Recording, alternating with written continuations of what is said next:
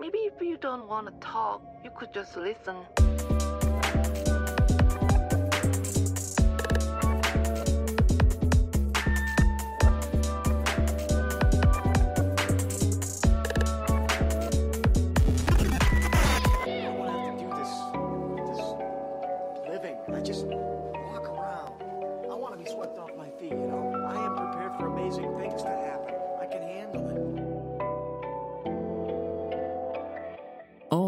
Right, lads, what is happening? What is happening, guys? I am Mal Foster, and you are listening to Dimed Out Season 2, Episode 3, the first episode of 2021. Now, whether this is a brand new start in a brand new year for you, or you are continuing the greatness that you finished 2020 with, this is an episode that is going to kick things off right. Yeah, we ain't dicking about here, gang. We are not dicking about. We're coming out the gates and we are coming out swinging for this new year. Whether you are maybe feeling a little bit lethargic from the festivities, from the holidays, it happens. But we're going to make that change. We're going to make that disappear. Like Tay-Tay, we're going to shake it off. Well, yeah, I did.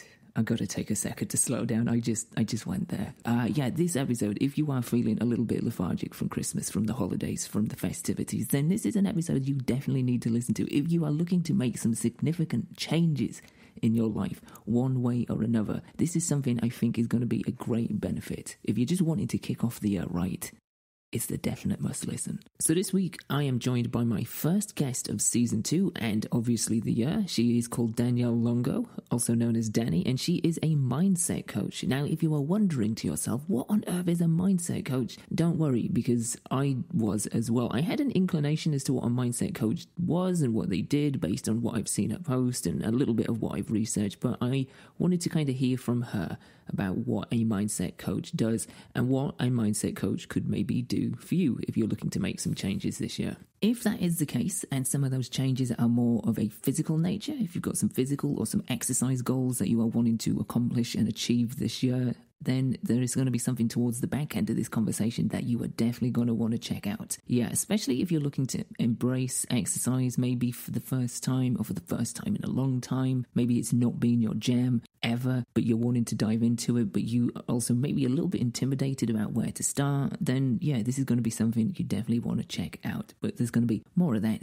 towards the back end of the conversation. To start with, we're going to dive into something that is, it's a little bit woo-woo, but it's also all kinds of wonderful, deeply fascinating, infinitely curious, and strangely enough, it is the sort of genesis, it is the origin point of how I ended up asking Dani to be on the show in the first place. But why continue to talk about it when you can experience it for yourself firsthand? So this is it. Let's get into it. This is me talking to Dani about so much cool stuff. Enjoy.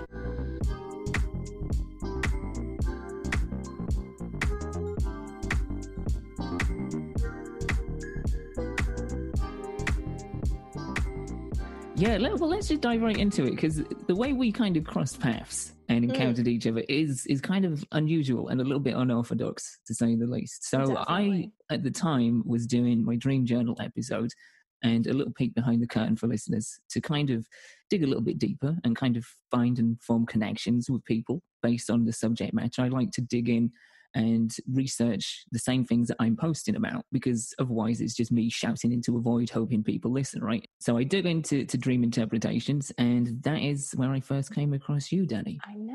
I was wondering, I knew when we were thinking of recording, I was like, how did you discover me? You just popped up in my DMs one day. I was like, that'll have to be your story to share.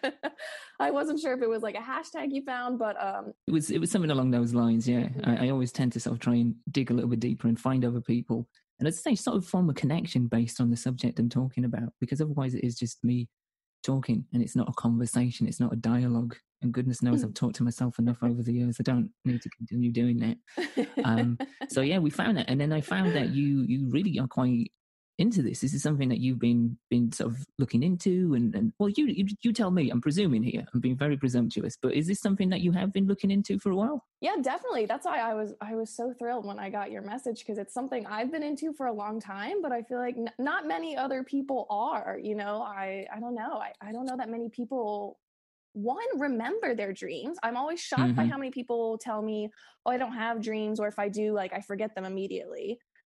I am that person, Dani. Honestly, that's why I had to start doing a journal on my notes app, and like I had to decipher my own handwriting because it's like 2:30 in the morning, and I've just put a bunch of like consonants together, and I'm like, I think that's what that word means, but I'm not sure. So it's like interpreting my interpretations. But yeah, I am that person. That is sincerely half the battle too. I know. I consider myself to have very neat penmanship, and my 2 a.m. notes are very hard to read as well.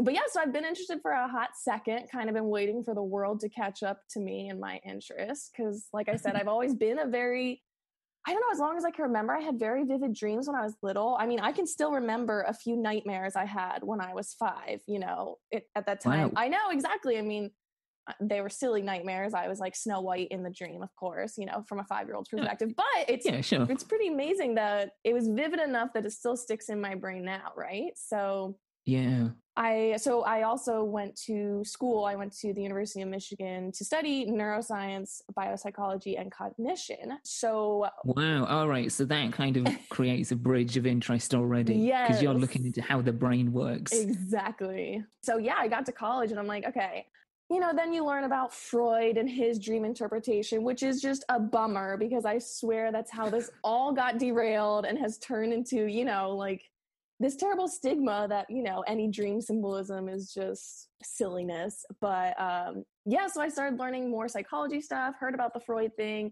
Was having all these vivid dreams, could remember these vivid dreams. And I was just like, okay, these cannot be nonsensical. There has got to be a reason your subconscious does this. Like, I know I have certain dreams that repeat all the time. That can't be for no reason, right? So that's how I really started being like, all right, maybe I should start writing mine down and diving into this because, just curiosity. I was like, what is this? So how long have you been doing that? How long have you been like roughly keeping a dream journal? I would say at least 2 years. Anytime before 2 years, it was not consistent. I was maybe jotting things down that stuck out to me, but really 2 years is when I started consistently. And I say that, but I haven't really written my dreams in a couple months now, but quote unquote, consistently recording my dreams, maybe for about 2 years now. Yeah. Do you feel like, because to me, it seems like it's, the brain is obviously like any other muscle. The more you use it, the stronger it gets. And to me, it kind of seems that way with dream interpretation and remembering dreams. Totally. See, I feel like as I've been doing my dream journal, I am getting past being that guy of not remembering my dreams. I am beginning to remember, even if it's just fragments, I'm beginning to remember a little bit more each time. Yep, exactly. And similarly, like you said, it's totally a muscle because, right? Like if you stop going to the gym, you lose that muscle mass. For example, I just told you I've pretty much stopped writing my dreams for the past couple of months. And the muscle weakens. You definitely don't remember as many details. Just this morning, I was laying in my half awake state thinking, okay, I had this dream, but I don't need to write it down because I'm rehearsing it. And so I'm going to remember. And an hour later, I'm like, I have no idea what those dreams were. So I do think writing it down is one of the biggest keys. It's underrated. It is. And I found from my experience, it works. And I don't do this nearly enough. It's something that I definitely want to start picking back up again once we cross over into the new year is journaling as a whole. So actually writing down your conscious thoughts, like your very deliberate ideas and interpretations, I feel like that helps enormously. But I also feel that there's a crossover there between dream journaling too, or at least I did when I was writing them down. It kind of helped me, as you say, like realize that it's not just nonsensical. It's not just a series of random images, but there is purpose there. There's definition behind what we're seeing. Oh, for sure. Yeah. I agree. I could definitely do some more regular journaling goals for 2021, right? But I think that's been the coolest part of keeping the journal is you start to realize you have your own specific symbols that reoccur in your life. And it becomes really cool when you can look back and be like, wow, like this is now my own personal little symbol that I can use to track my own mental state. So for example, for me, I realized I really often have dreams about water, about like being on a boat in the middle of water, about swimming in water, just so many dreams. I'd say at least once a week. And we're talking about dreams I remember, let alone all the millions I'm having I don't remember. Right. But after a while, I was like, why is this a thing? Why do I always dream about water? And as I've gone back and look at the different states of the water and what I was going through at different times in my life, the fluidity of the water or the turbulence within it is always a reflection of how I'm emotionally doing at that time. You know, now when I wake up and I had a dream about water and the water was really calm and it was a beautiful sunny day, I can wake up and be like, sweet, we are chilling in my subconscious today, you know? But if I wake up and there was a big stormy night, then, you know, I know I need to maybe do some more meditating that morning, ask myself what's going on. Do I have any fears here? Do I have anxieties for this week? So yeah, just being able to pick up on your own little symbols like that can be really rewarding, I think, about the practice. That's really interesting because you're not just picking up symbols, but you're picking up like different states and temperaments of symbol. Because as you say, water is obviously a reoccurring thing that you've had in your dreams, but it's in different scenarios and it's at different sort of velocities, going from like chill, stilled water to, as you say, stormy. It's interesting that you're having these sort of these totems and symbols appear in different various states. It's kind of cool. Do you feel like the dreams that you've had recently, well, since you've been kind of more in tune with what it is that you're dreaming about, do you feel like they are a pretty accurate subconscious representation of things? Do you feel like you can actually clearly interpret what they mean or what they sort of correlate to? That is definitely also a muscle you can learn to flex, right? Because as I was reading my old dream journal before this podcast, and I was like, wow, my interpretations used to suck. They just I jot down what I think a symbol means, and I wasn't really connecting the different symbols to each other. And I think that's something that you kind of start to intuitively get better at, right? You start to know your own personal symbols more. And I do think a large part of it now is intuitive. I just kind of sit and think about the different symbols and I kind of ask myself, how do these fit together? I don't quite get it here. And it's kind of like when you're meditating, I just kind of let myself sit until the right combination of the symbols comes to me, which is a very wishy-washy way of explaining that. But no, I get that. Right. I mean, yeah, it's just all becoming more familiar with, I guess, your subconscious self, right? And as you become more familiar with that, you get better at understanding its language, right? Yeah, absolutely. And do you feel like that it's helped you kind of get a better understanding of not just the state that you're in consciously in your waking life, but of you? Do you feel like it's kind of given you a better understanding of who it is that you are as a person? Oh, I love that question. Yeah, I would definitely say so. It has made me more aware of certain fears and things than I, interestingly, so I have a major fear of airplanes. And this year specifically, I've had a ton of dreams where I'm just always in an airplane. And this sounds so morbid, but I've had so many dreams where the plane crashes. And at first I was like, what is happening? You know, and I was a little bit worried. I was like, what does this say about my psychological state that I keep crashing my own subconscious plane? But I realized, I don't remember where I read something, but we have the ability to process our fears in our sleep, and our subconscious can do that as a way of protecting us. So, you know, we don't have to experience the full fear to get ourselves over it.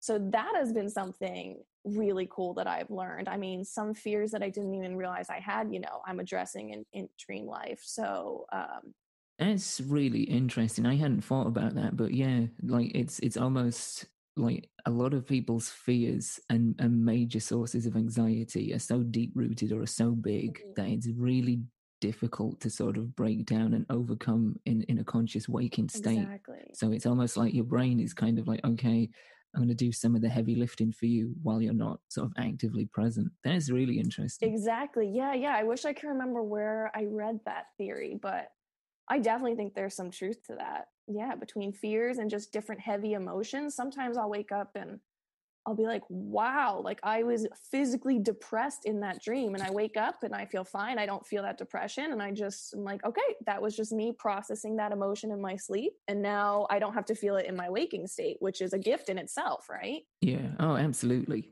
Yeah, absolutely. If it can do some of, as I say, the heavy lifting for you, then yeah, all power to it. Subconscious, do your work. Yeah, exactly. The more work I could do while sleeping, I'm about it.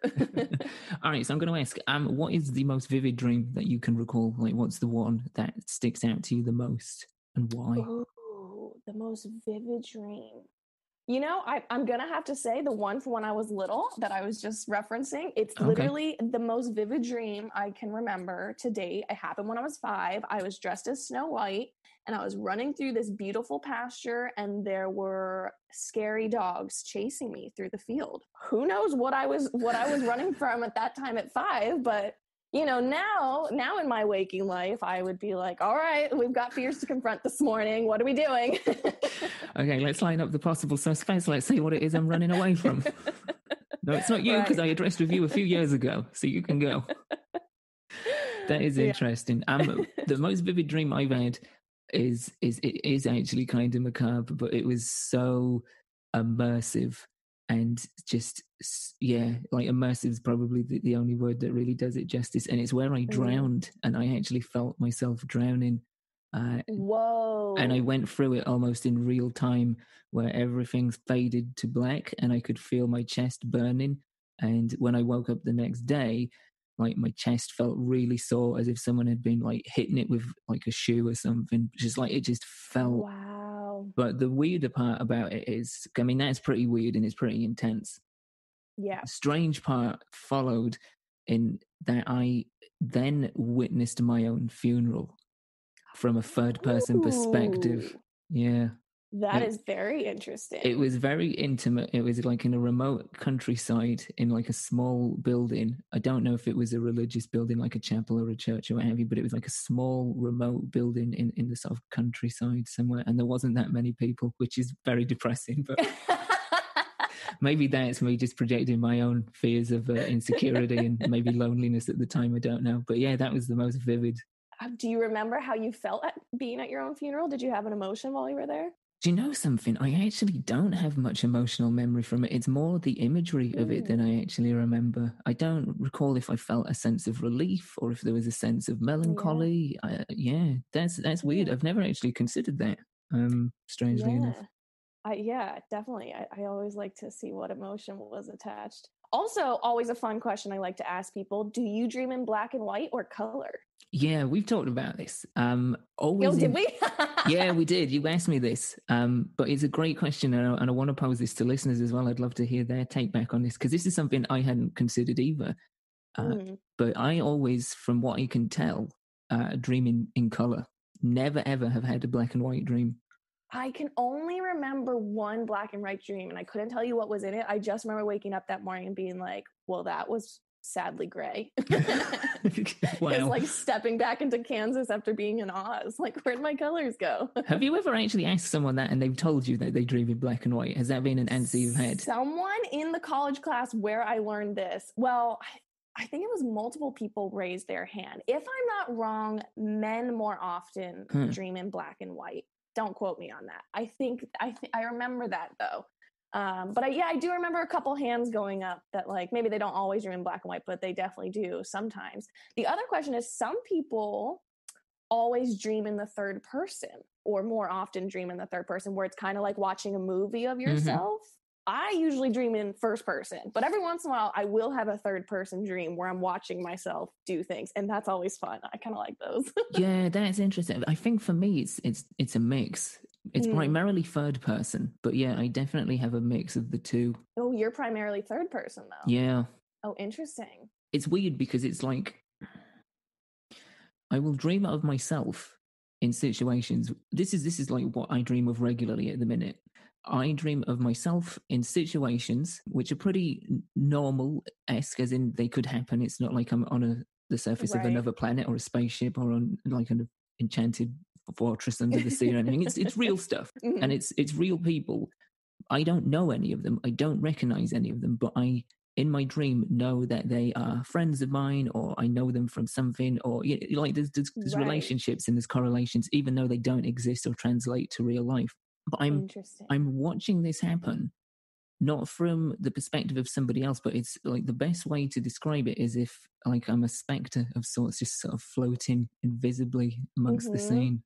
Isn't that interesting? That is, yeah. It's weird, but it's I find interesting. it because I do know exactly what you're talking about, because like I said, I do it every once in a while, but that's not my usual dream state. So I find it so interesting, right? Like what's the difference in our brain chemistry or the way we think that gives us those different types of dreams? These are the questions I would love somebody to research and figure out for us. See, that is one of the more interesting parts about the whole interpretation process is why is it that other people dream differently to me or to you, and why does it go through these different variations and filters? Why do some people dream in black and white or first person? It's really interesting. Like you say, Right? what is the brain chemistry going on there?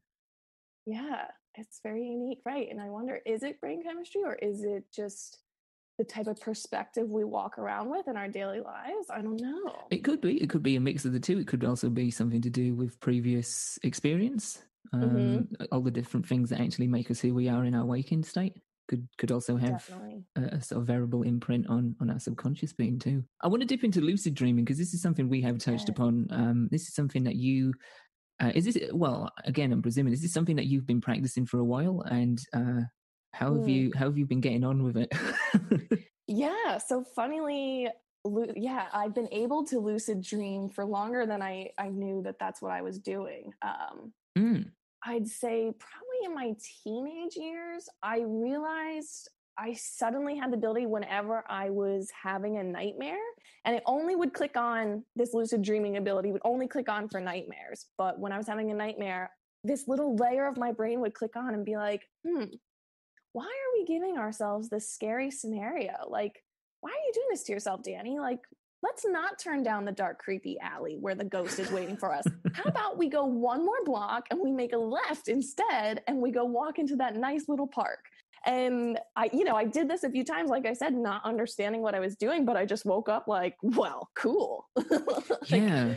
So again, then once I got to college, I kind of heard the term lucid dreaming and was like, oh, okay, this is a thing. So then, yeah, I started trying to practice that a little bit more. That is even harder, I mean, obviously, than trying to remember and analyze your dreams. But yeah, that is a very cool practice. I'm working on improving my ability to do that now, which is kind of an interesting practice in itself, right? So the way I was going to ask, how exactly do you do that? How exactly does one practice that? Right. So the practice is becoming, how do I want to say this? Asking yourself more frequently, am I awake or am I dreaming? Right? Because if we're constantly asking ourselves in our waking state, am I awake or am I dreaming? If you're constantly double checking, then the theory is when you're dreaming, you'll double check, am I awake or am I dreaming?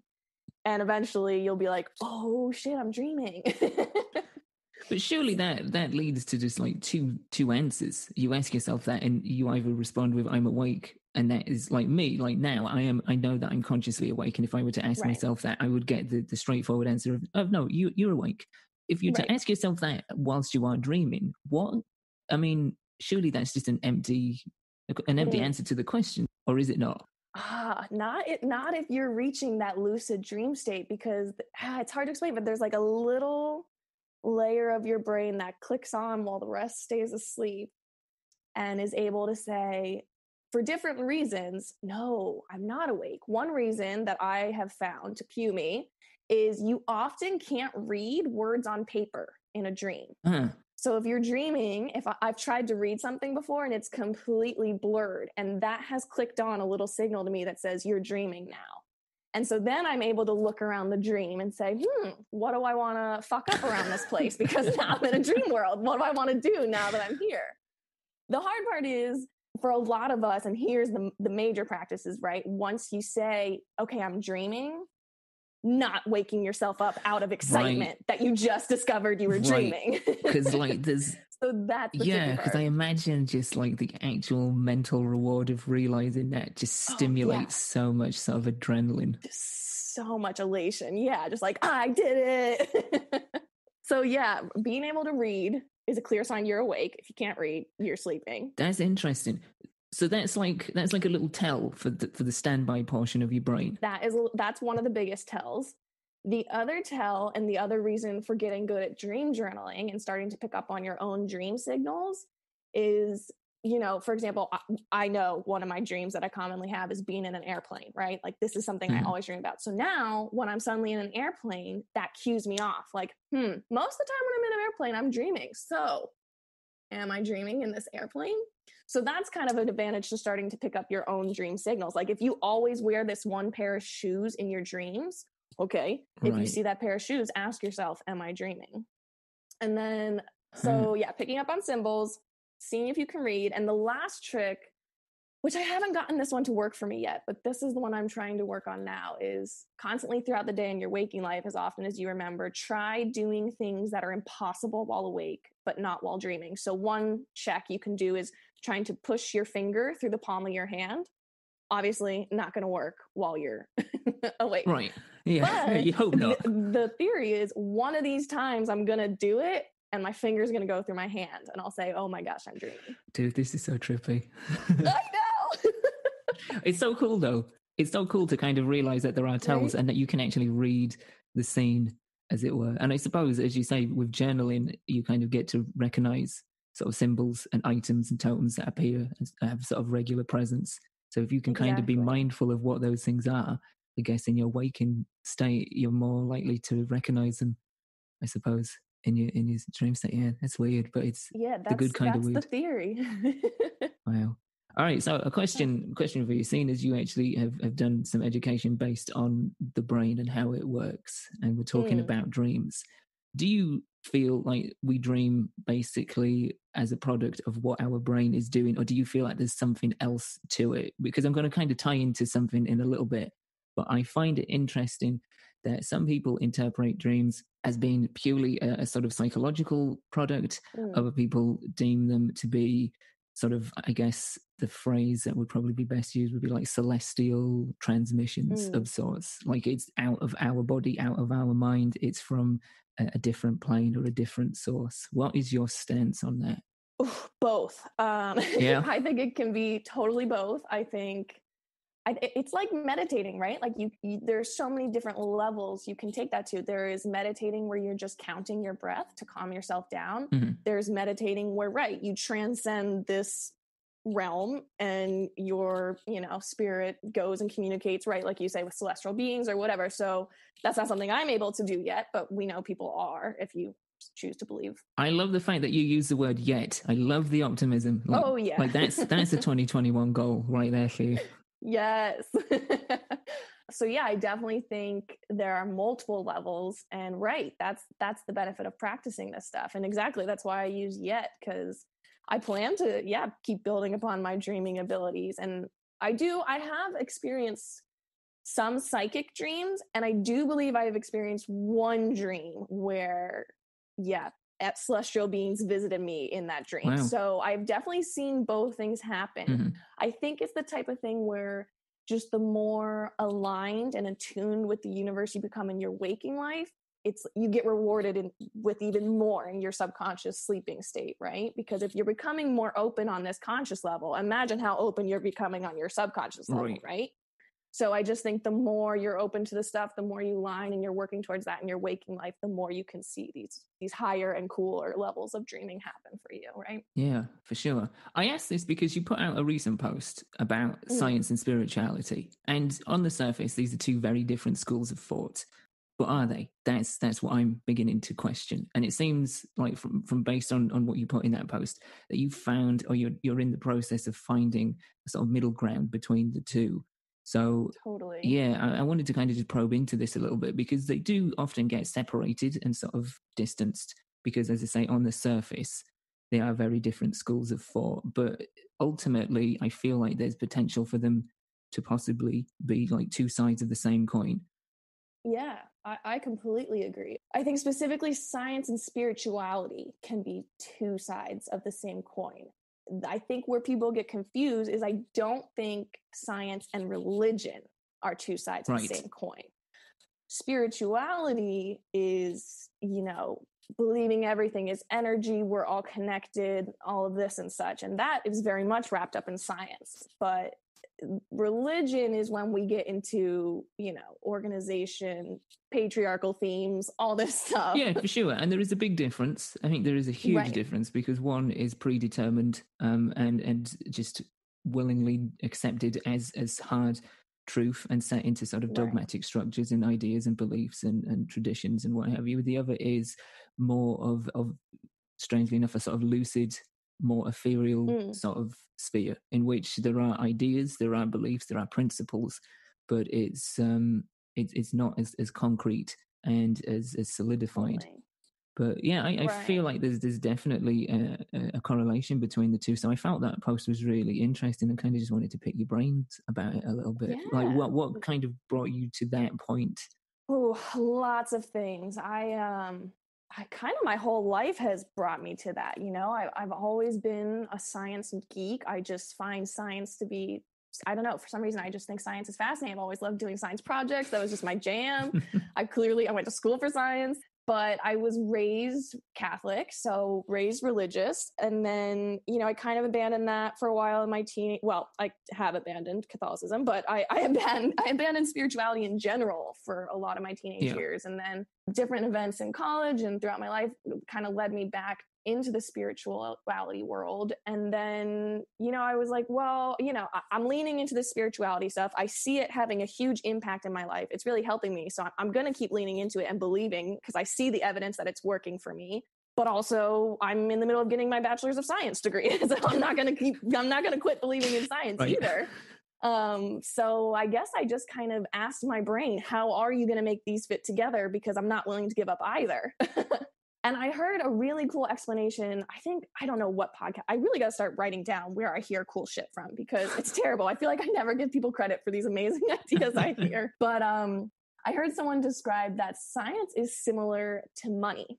Okay. In that money helps us describe wealth, right? Like you have X amount of dollars, it explains your wealth level. It's hard to explain your wealth level if we're on the bartering system and you have a house full of chickens. I don't know what that's worth compared to my house full of, ducks. So money was created to help us understand each other's wealth levels more easily. Science is what helps us make sense of the universe and reality and spirituality, right? Mm-hmm. So science is all just throwing out a hypothesis and then testing to see if it's true or false. I see spirituality as all of the hypotheses that we've either tested, or most of them we haven't gotten to test yet. But spirituality is us trying to make sense of reality. And then science is our experiments to try and figure out which of those hypotheses we were on par with, right? Yeah. So spirituality is our curiosity part. Okay. Science is the testing and proving. Wow. I heard someone say that they actually think spirituality will get far closer to describing true reality than science will. And I do believe that, right? Because it's hard to measure and test a lot of things. But with spirituality, we have the freedom to describe things without fear of, needing hard proof, because it is hypothesizing. If you can accept that, I think it can be a really great thing.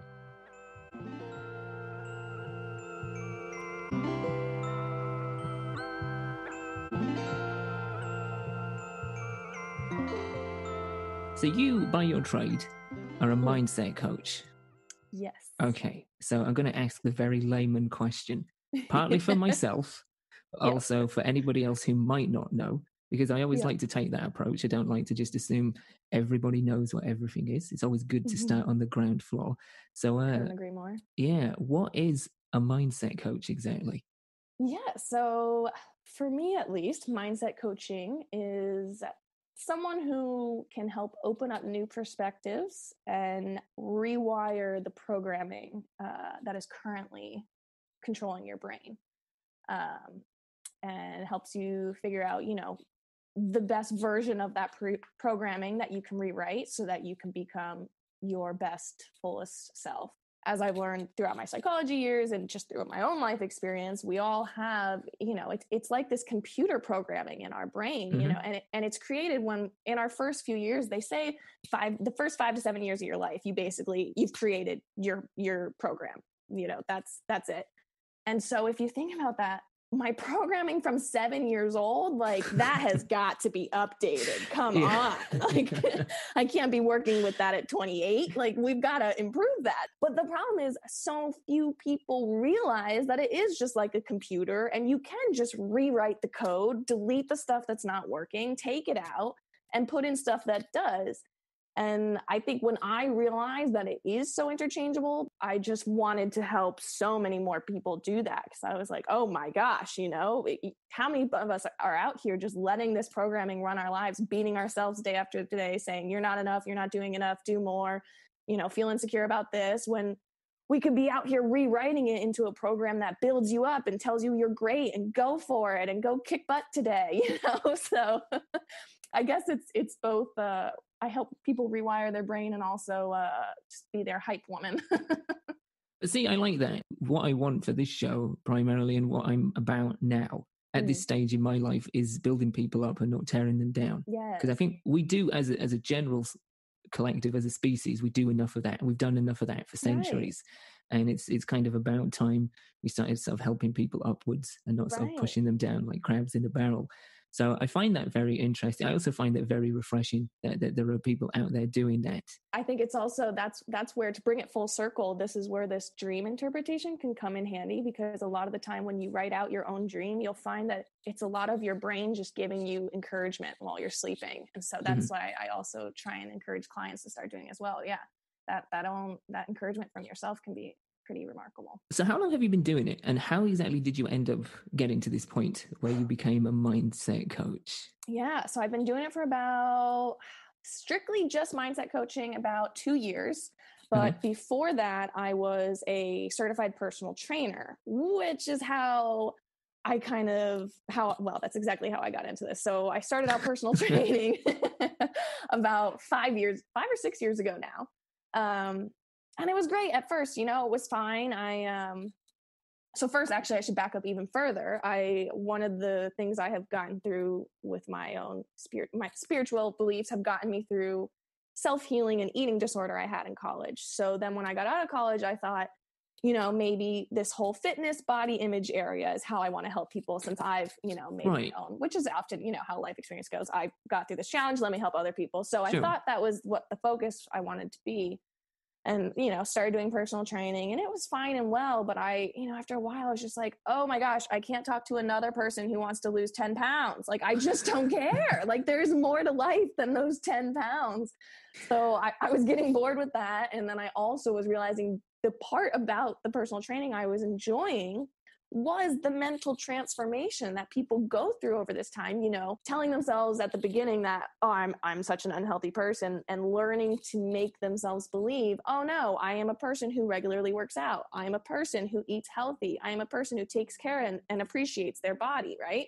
So that in itself, that was the first time I think I started to realize it's that mental journey and rewriting of your own beliefs about yourself. And I was like, oh, that's what I like helping people do. So then I took my journey a little further and I went to work at an eating disorder recovery center. And then, so that's how the first time I worked strictly on mindset. So, working with people who were in a live-in situation and coaching them through meals and helping them get through that, which again, I was like, this is my dream job. Like, this is amazing. I just get to come in here every day and help people, get over fears, work through mental blocks, and rewrite new mental programming. But as with a lot of, jobs these days, it paid no money. I was barely making my rent. It was just like, I'm doing what I want to do, but I can't make ends meet. So that's when I was like, all right, I'm taking all these skills, I'm taking everything I've gathered in my life up till this point, and I am creating my own coaching program and taking this show on the road. So here I am. So you've essentially taken past and previous experiences, as you detailed through your own dealings with having an eating disorder, and going through the PT aspect of your life that followed, and then that amazing thing about helping people at recovery centers. I didn't even know that was a thing.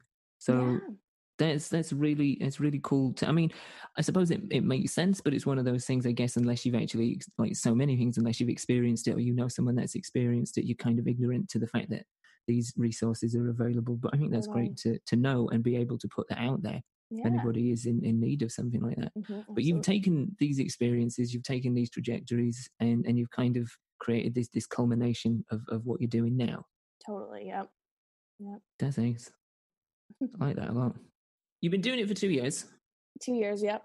Do you feel like you're getting the satisfaction that you're after in terms of like what you weren't getting strictly as a PT? Do you feel like you're getting more of that now with what you're doing? Oh, I definitely think so. It has been, especially this year, I think, unfortunately, we've been through a lot this year, but it led a lot of people to realize they wanted to find something, bigger than them, outside of them, something to help them pull themselves out of the difficulty this year. So especially this year, I've just seen clients make complete 180s, in every aspect of their life, which is just so rewarding. I mean, that's the most I can ask for out of a job. I've seen a client reduce their anger levels so much that their marriage is now a very happy marriage, whereas it was having, right. So for me, that's like, wow, here I am just working on one person's mindset. But that's been cool, is to see how my helping one person is affecting everyone around that person as well. And that has been a really cool process to watch blossom. Yeah, because if you think about it, with that particular individual, that's not just something that they're fixing for themselves. That's not just code in their sort of computer program, as we've said, that they're rewriting for their own benefit, but that has a real sort of knock-on resonance. Obviously, as you say, it's made their marriage much, much happier and a warmer place, but it no doubt has had an even further knock-on effect with other family members, friends, colleagues, etc. Oh, sure. Yeah. So, I was just going to say coworkers. Yeah. Big one.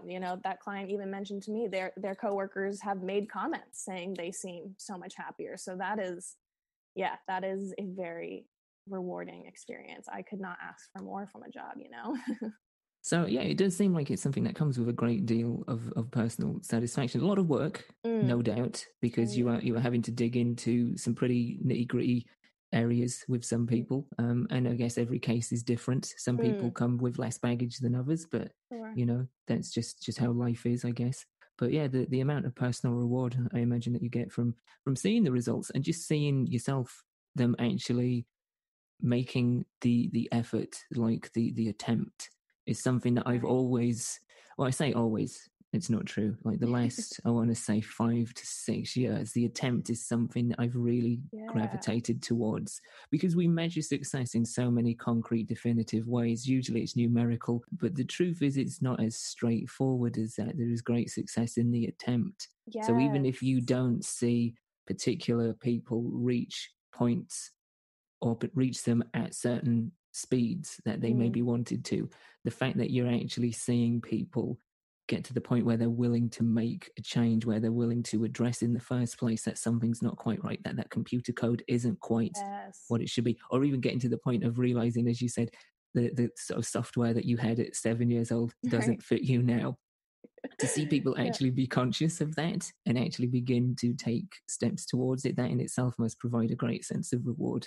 Absolutely. Well, and like I said too, I feel like I've been just into all this stuff, dreaming, the dream interpretation, the mindset coaching, spirituality, all of this, all that we've touched on. I feel like I was into it all way before it was cool. So I'm just pumped to see so many people glomming on and wanting to talk about this. And, people like you finding me in my DMs and us sending novels back and forth about this stuff. I'm just so excited to see this movement finally, happening. It's very exciting. One, because I finally have people to geek out with, but two, because I know how much it helped me improve my life. And if more people can find just picture all the lives that could improve. Yeah, absolutely. Right? And we've touched upon this off mic, but like it's difficult to share, and I think you have to be at a certain level. You can't rush or expect people to open up about certain things if they're not comfortable. They need to be comfortable themselves at that point to do that. But there is genuine amazing things that can happen from it, whether it is just a cathartic release for that person sharing something that they've held on to for so long, or if it's just them getting it out and it's a story that they've told to other people, and at that time it's kind of old hat. Recently for Human Amplified, which is another podcast, I wrote an article about my relationship with my dad, or my lack of a relationship with my dad. And that to me is an old story. Like I'm way beyond that. I've been past that for years. But just sharing it kind of gave me the impression that, okay, even if just one person reads this and is in a similar place to where I was when I was like 21, 22, and it kind of gives them the sense that, oh, okay, this person is feeling similar things to what I'm going through right now, but they've got to a point where it doesn't affect them anymore, then it's totally worth it. And like I say, you have to be comfortable doing it and being open to share. But I think if you are, even if it's anonymously, if you can share stuff that you've experienced, yeah, it really does put out good energy and vibes to kind of get into that territory. I couldn't agree more. Yeah, definitely. I mean, that's so often the answer to, releasing things or letting go of, right, like you say, old stories or whatever. So often, right? Yeah, it's just shedding light on it and just sharing it, right? Like you said, even anonymously, that's enough. It shows just bringing attention to it, and that's the most amazing thing. That's often enough, right? So that's absolutely. Just shining a spotlight on something and bringing something to the surface can have like an amazing knock-on effect for sure. Totally, yeah. All right, so with you being a mindset coach, I want to kind of give people and potential clients here, because I'm sure there are people listening who are maybe thinking, do you know what? I haven't actually had an upgrade since I was 7. Maybe I'm due an update. Maybe I need a 2.0. Right, exactly. So those looking to get updated to 2.0, somebody that comes to you as a new client, what is the first few stages? Like, what is your initial process for somebody that comes to you? That's a good question. First, I always do just one discovery call where we just chat, right? And just get to know each other and see if we resonate with one another. Because I do feel, right, there are so many people in this space, coaches, therapists, so many different, and I think it's important for people to find the person that they resonate with and really click with, right? That's the number one. So yeah, I always do a phone call to make sure we jive, make sure we're on the same wavelengths about a lot of the spirituality stuff, right? Because also if someone comes to me and they're not open to any of these ideas, then I'm like, this is not going to work, because I'm going to tell you so many woo-woo ideas. So yeah, we have that call, and then if we're a fit, it's sessions are actually very chill, very relaxed, which is what I like about them. It's, clients usually for the first month, we meet every week while we're just working through some heavier things. And most clients, after 3 weeks, most clients come to me and say, let's start doing every other week to space it out, because they're starting to feel better. So those first 3 sessions, though, basically is just word vomit at me. What's going on? What's coming up? What's frustrating you, or what fears do you have? I think what can be hard to explain about this mindset coaching is it can cover such a wide range of issues, right? Oh, you can imagine. From being angry to, I've worked with entrepreneurs who are trying to build more business, and so they're trying to align with the purpose of their business and get more clients, to releasing past trauma. It just can cover so many ranges. So yeah, basically I just, ask, just word vomit at me. What's coming up for you? What's at the highest level of concern at this moment? Because I do believe our subconscious knows the perfect order to resolve each issue. Let's resolve this one first, and then we'll resolve this one, and then we'll resolve the bigger one that's buried underneath those two, so that we can get to this huge one buried underneath them all, right? So our subconscious knows that path that we need to follow, and it lets us know by bringing things into our lives that make those emotions surface. So if there's something I'm angry at that I really need to work through, maybe I stubbed my toe like 5 times this week, and by the 5th time, I'm like, what is going on? I need to talk about it, right? So those are the issues, the things that are reoccurring, the things that my clients notice they really need to address. First and foremost, I just, like I said, word vomit.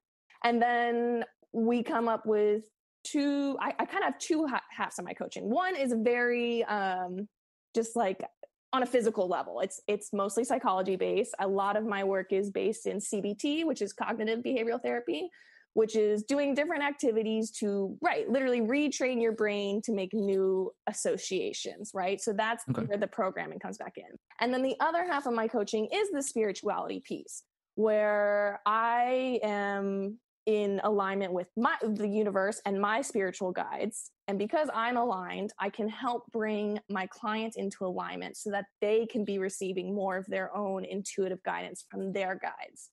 So it's kind of this spiritual hand holding on a higher level. And then on a physical level, you know, I'll send you home with homework about things to journal about, or questions to ask yourself, or maybe affirmations to say in the morning, or a gratitude practice, depending on what it is you're needing help with.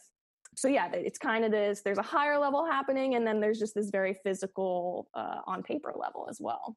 So that's interesting. So you send people home with tasks to do, and that's, I guess, a way of making them sort of self-sufficient with their own sort of conscious behaviors. So it's not just a case of coming to me and I will give you a cure-all and I will make everything happen. It's like, you've got to make this happen for yourself as well. And Absolutely. The way you can do that is by trying these things. And it might not work for you. You might try that and it might not be your jam. You can do that thing. It might not stick. Right. But these are things that you can kind of work, like pretty much like life. You can kind of just work through it and see what happens. But you've got to do things for yourself as well. Exactly, which so few people realize. But yeah, once they do realize it, exactly. So yeah, it's just, I think the way I like to explain it is, I've been through so many dark times in my life already that I have built up quite the toolbox full of all these random tools and weird size Allen wrenches and spare light bulbs. So I'm just ready to hand them out. You know, I mean, this is all stuff that people can do on their own. You know, it's just like working out. There are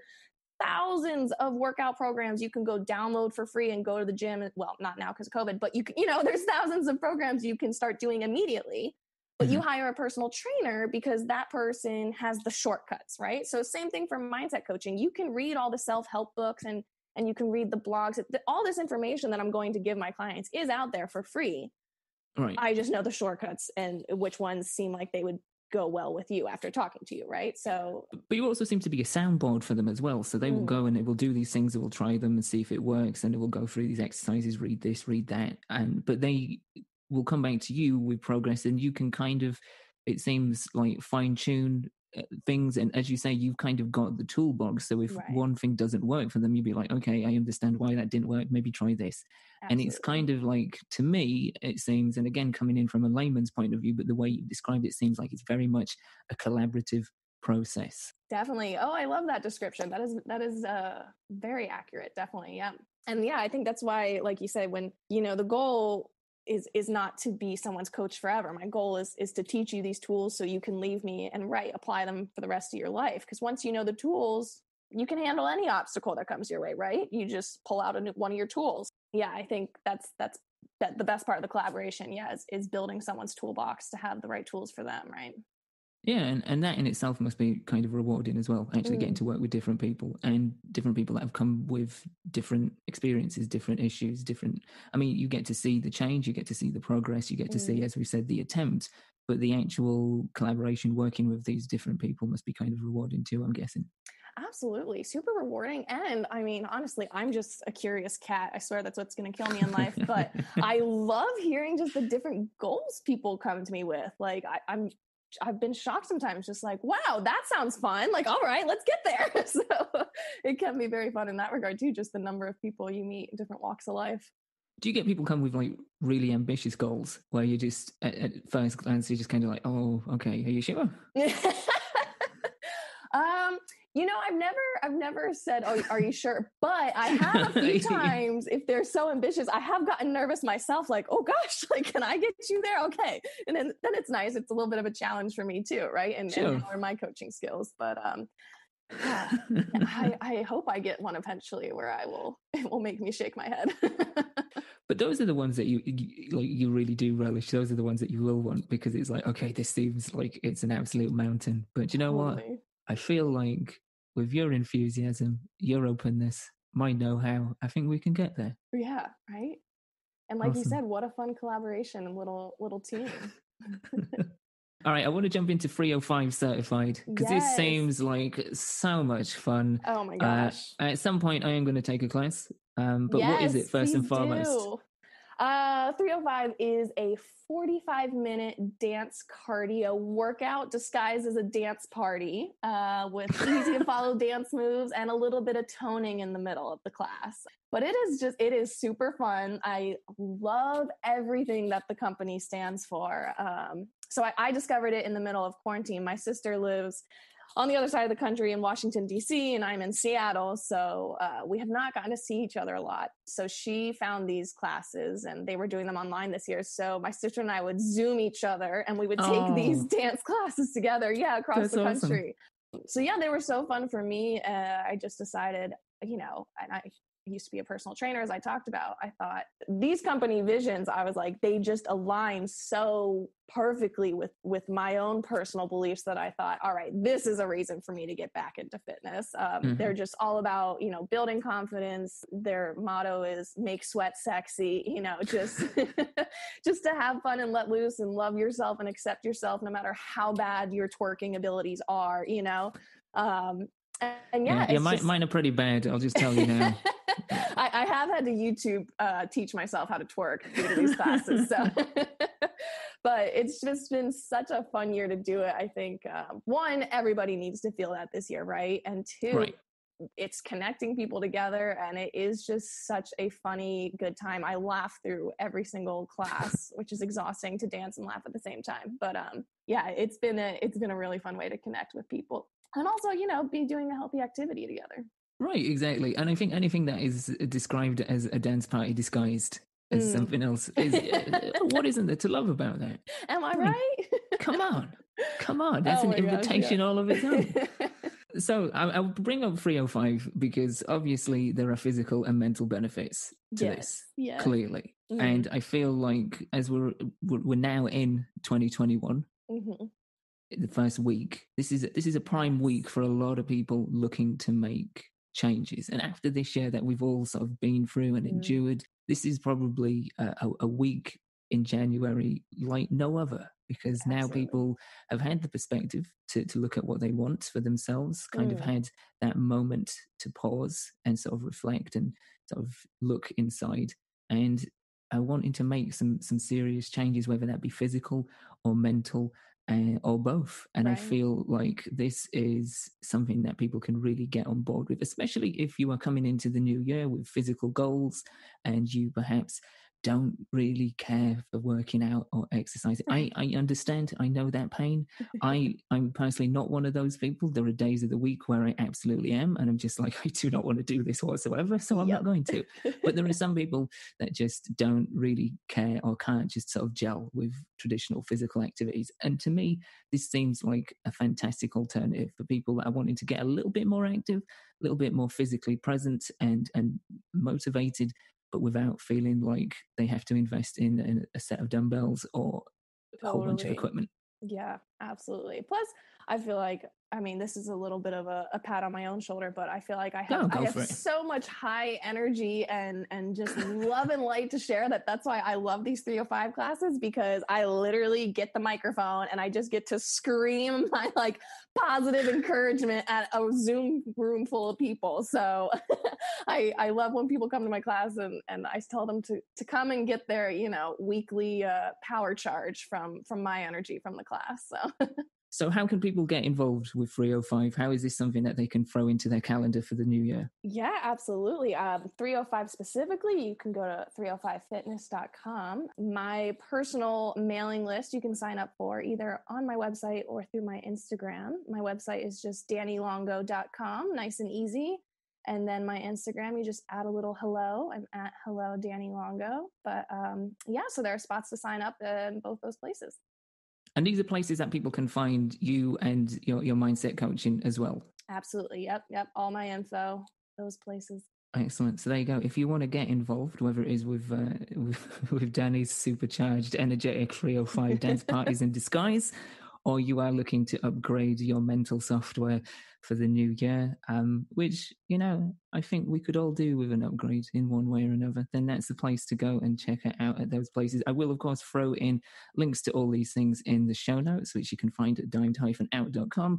So if you've missed those, don't worry, they'll be there, and I'll also be putting them out on social media as well. Dani, it has been an absolute joy having you on. You did bring the energy I was just hoping for, and then some. Yeah, thank you for coming. Thank you so much. I'm so appreciative you asked me to be on, and likewise, this was such a fun conversation. I've totally enjoyed every minute of this.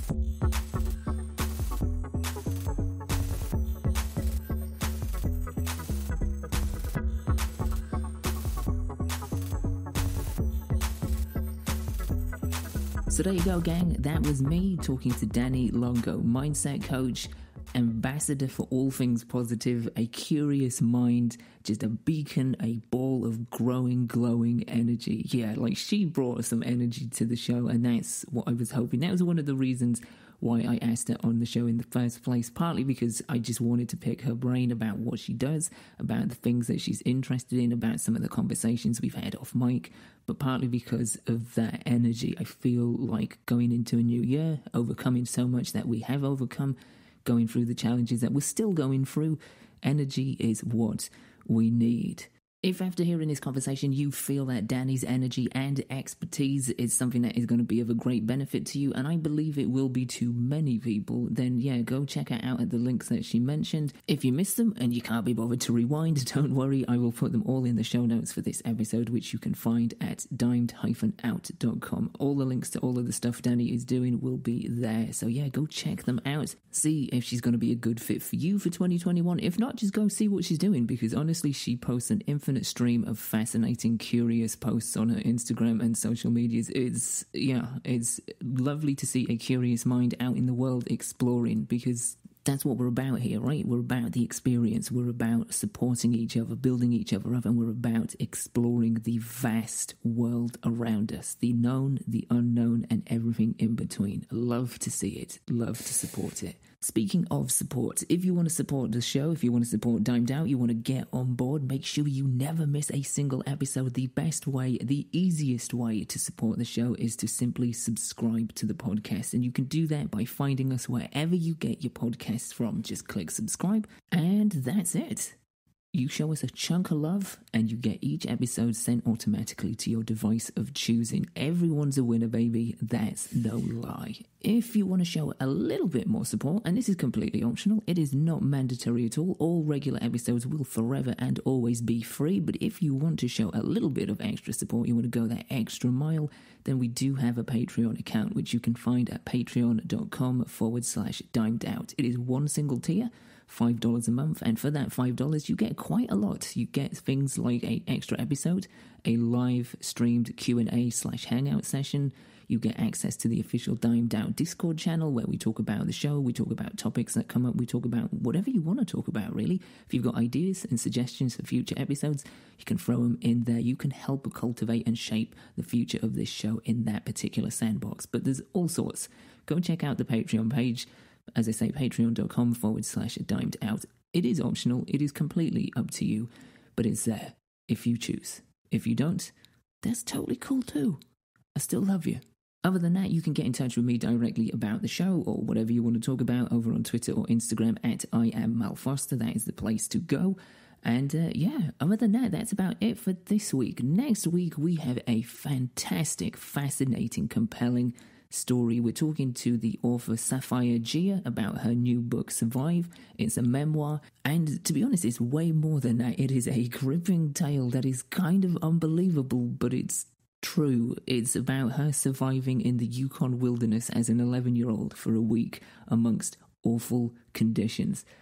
Yeah, it's something you need to tune into, because it's a fantastic read. It's a compelling, unique, remarkable story. And I was fortunate enough to be able to sit down with Sapphire and talk to her about her experience as a child going through that, then putting it into a book and releasing that very personal story into the wild. Yeah, man, it really is something else entirely. But that is next week. You've got that to look forward to next week. This week, well, we're pretty much done. That's it.